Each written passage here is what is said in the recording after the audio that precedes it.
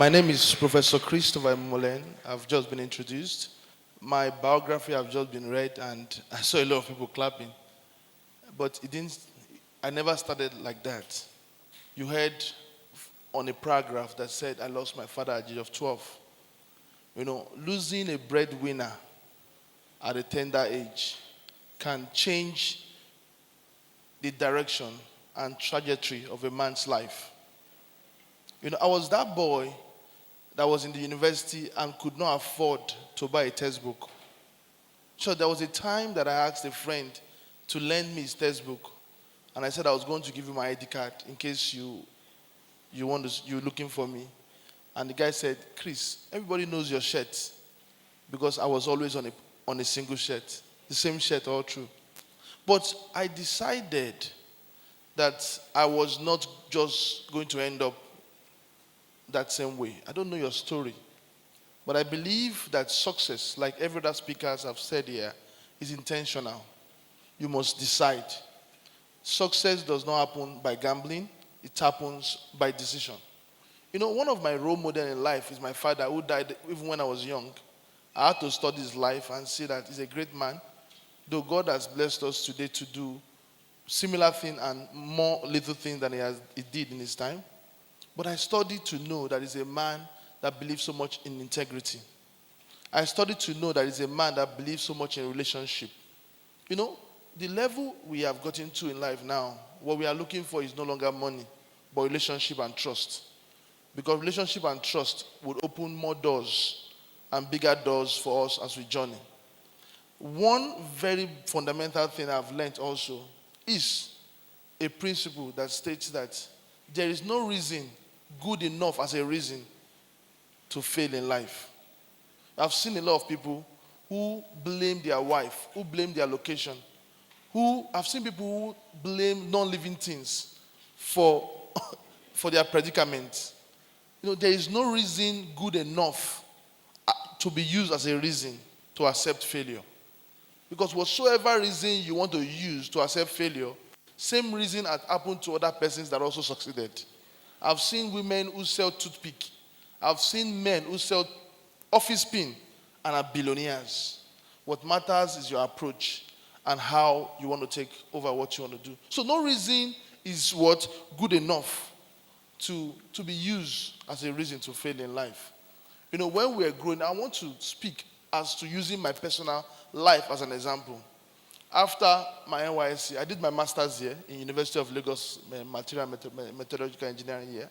And after my first degree, I discovered that making money is solving problems. We all know that. Making wealth is the ability for you to solve uncommon problems.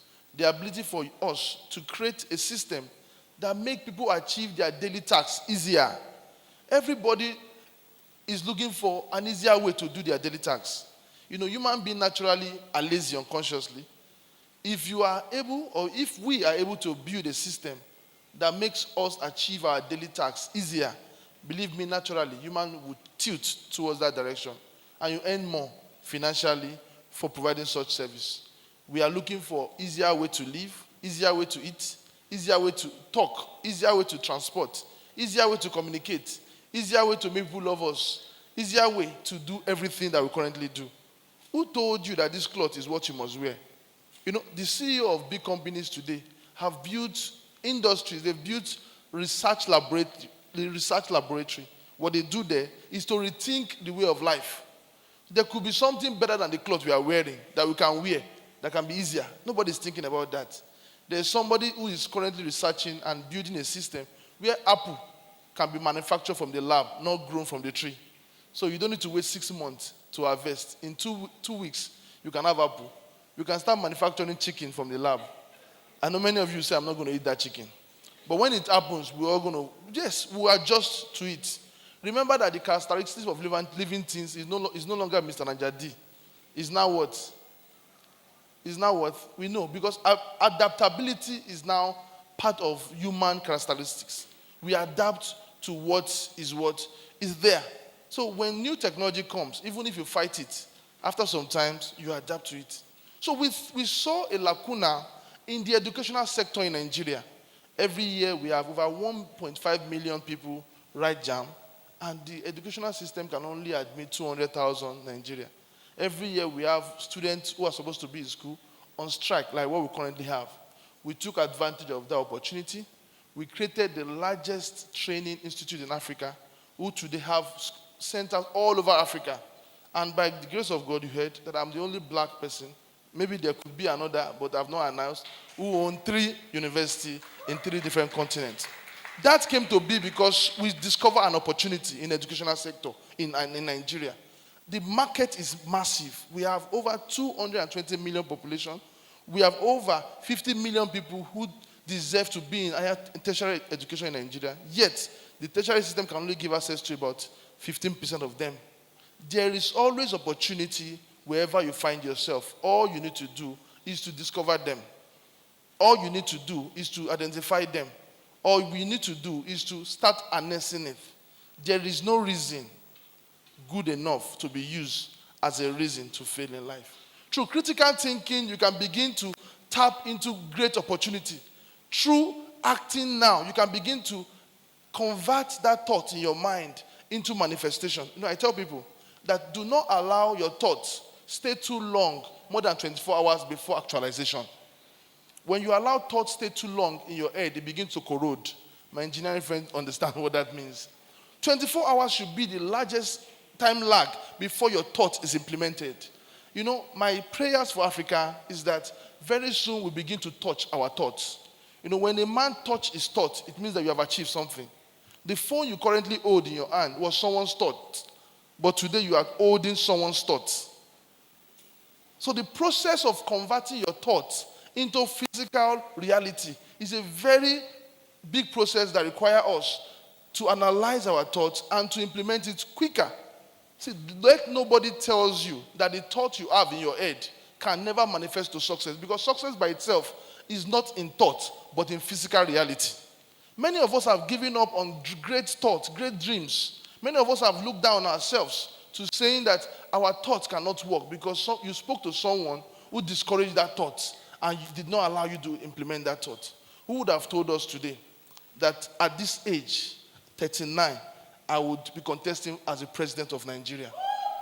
But that is because I believe so much in the power of thought and so much in the power that there is nothing impossible to be achieved in life.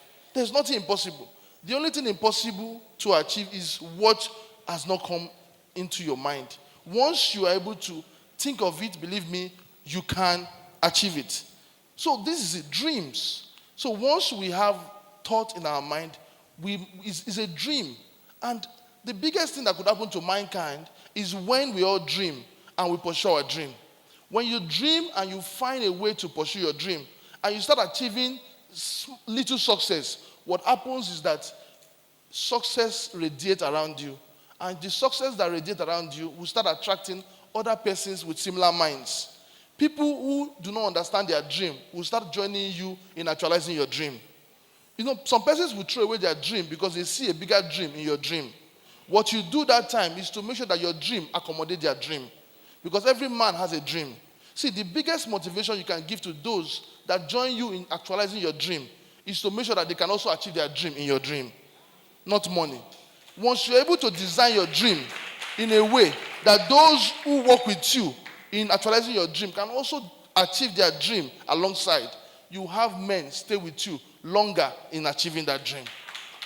Money does not satisfy people. We've seen people who earn millions, yet they leave. Once men can actualize their personal dream in your dream, believe me, they will be more loyal to that dream. So let us understand this. When men come together to making sure that your dream come to pass, what happens is that you are scaling up your dream and you are affecting more life. The more people you are able to impact in life, the more powerful you become. Power is different from wealth. Power is different from money. Power is the influence of people that is attracted to you.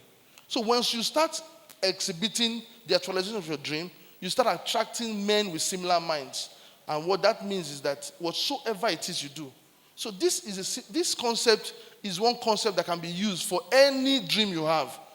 Concept of duplication of your dream.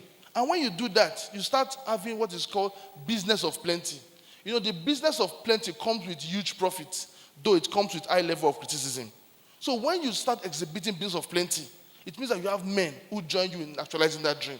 See, I have this concept that you cannot become a billionaire if you don't have the effort of people contributing 90% to that dream. Your effort alone can never make you. That is my concept. You get to a level in the realm of wealth that people need to contribute more to that dream than yourself for you to get to that realm. No, you can become a millionaire just by yourself. You can become a billionaire in Naira just by 50% of your effort. But once you start operating in the level of Mark Zuckerberg, the level of great tech entrepreneurs in this world, you need just 1% of your effort and 99% of the effort of others. So that is it. And how do you achieve this? Make sure that your dream is designed in a way to ensure that every other person that joins you in actualizing that dream also achieve their personal dream. It's very key. So business of plenty. Great men all over the world are into the business of plenty. Check out the 10 most richest guys in the world. They're into the business of plenty. And we're in the era of tech where you can be seated here and you are communicating to millions of people all over the world. Business of plenty. Men who transform the world are men into the business of plenty. Check out all of them. They have communities of millions of people supporting their dream.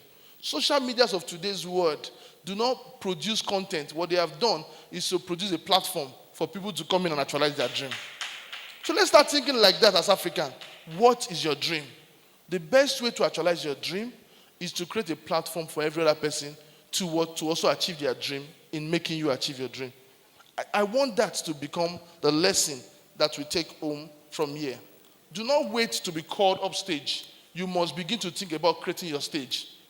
You know, if I had waited all through my life, I would have been waiting for a time that I'm prepared to. Don't wait to be called upstage.